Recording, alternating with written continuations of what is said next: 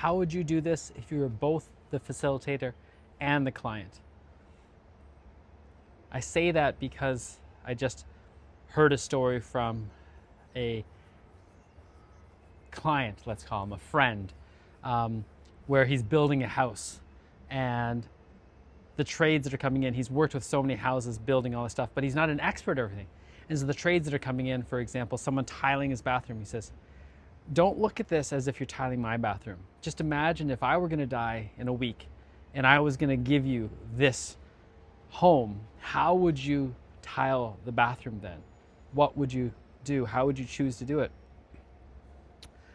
And inevitably the tradesperson's like, I got it. And then a week later when it's done, he come back and take a look, it's like, it's perfect.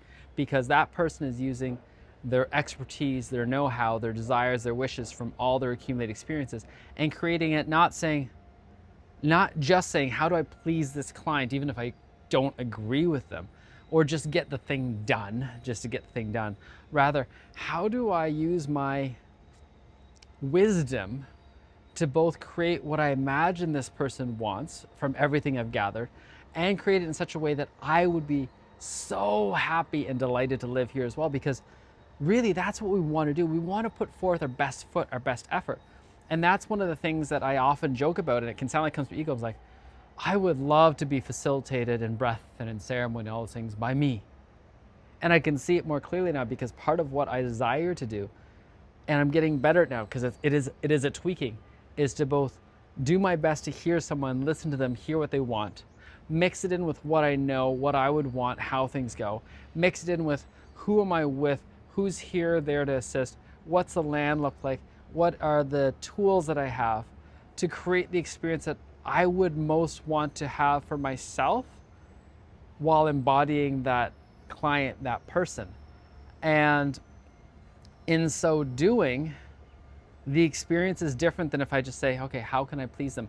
And there have been times where I overrode myself in this beautiful collective co-creation to please someone too much.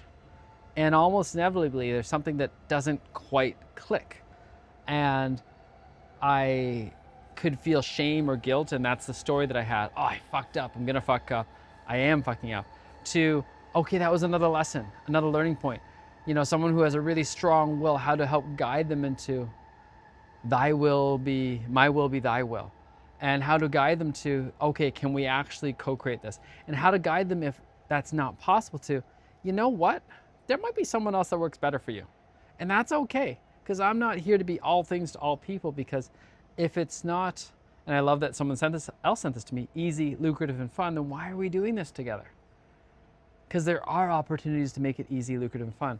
And so one of the things, the point or the focus of this one is to remind you how to sometimes entrust the people that you're hiring with their specific skill sets to be the best possible version of themselves, to build it as if they're building it for themselves, because it both gives them the joy, the bliss, the honor of creating something magical, beautiful, and you get to benefit from that magical, beautiful thing as well, because that is the next level of not just sustainable fair exchange, but almost rocket shipping, almost bringing together our highest and best qualities. And that's something else I'm going to talk about, because that's part of what I really want to see in this world.